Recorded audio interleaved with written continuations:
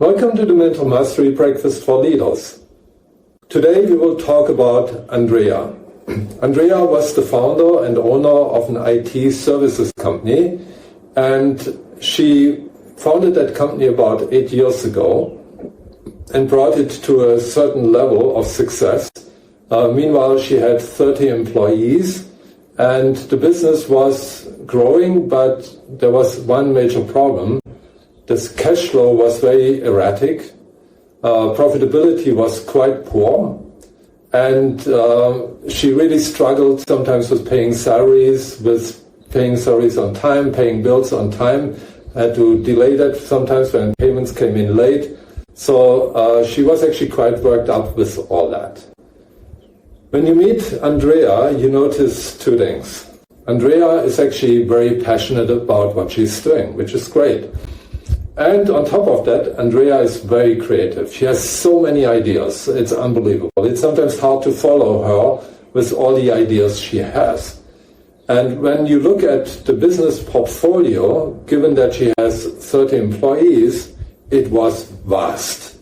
And it was keep growing. She kept coming up with new ideas, what she could do, which other services she could provide. And then she would get her team of developers working on that. And she would just create. However, that was terrible for the business because there was no focus, there was no positioning, very clear positioning. She was being all over the place with all sorts of services.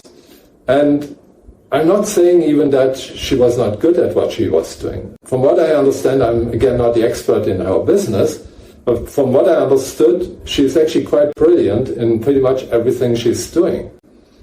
And so that's really a problem, because how do you position yourself in the market? How do you build a strong brand image? How do you make things efficient? How do you achieve operational excellence? All these things are very difficult if you keep changing, keep adding, keep modifying, keep expanding, without having a clear line and a clear vision where this should be going. And to say no is actually something that was very, very difficult for Andrea to do. We assessed her and we noticed actually two things. Number one, in terms of emotional self-management, she was not very good at that. She actually shouted a lot to her team members when they didn't do something the way she thought it needs to be done, when they were too slow or did something wrong. She sometimes called them stupid. She was actually quite rough with her team. Also, her self-esteem was not great. She was actually quite self-critical, but to the outside world she would sometimes come across as arrogant. A typical masking behavior that I see in many leaders who have a self-critical tendency. So we used our three-step approach to develop her develop her self-esteem, her self-acceptance, and that actually achieved some significant changes within a short time. She also started to learn how to better manage her emotions, which was quite tough for her to do because she was so driven, she was so passionate, and she was so upset many times because the numbers were not good, people paid late, business was not good enough, and so on. So to stop and think and rethink how she looks at things took her quite some time to manage and to master. She was, on the positive side, very optimistic, and it was quite realistic also. But the other problem she had to approach is that she really was self-sacrificing. She would say yes to almost any request, and she would not take care of her own needs enough. And her own needs, in a way, were aligned with the company's needs.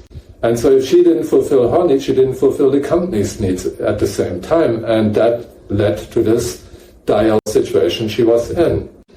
So she had to really learn that saying no is actually positive. She had to learn that focusing on some key competencies that they have, some things that are actually already working well, that have been successful with customers, and cut down everything else that this would be key to her success.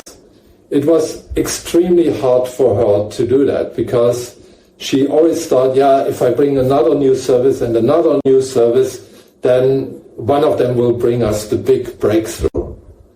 But she never put enough attention to really market these services enough, to create a clear brand profile for her organization. And that's why nothing really landed in the way she was hoping for. So the biggest transformation that needed to happen was actually first in herself before we could transform the organization. Because as long as she stuck to her beliefs and to her habits, things would just continue the way they were. And so that was a quite tough transformation for her to make.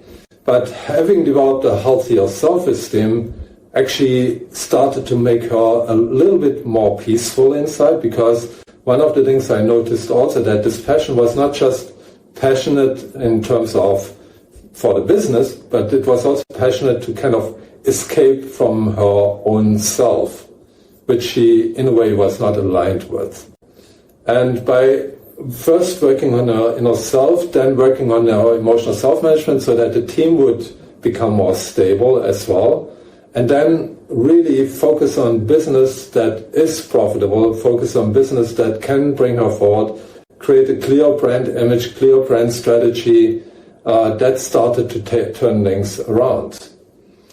So you see, mental mastery was not the key thing to develop in terms of the business, but it was the key thing to develop in terms of her own transformation, which formed the basis for the transformation of the business.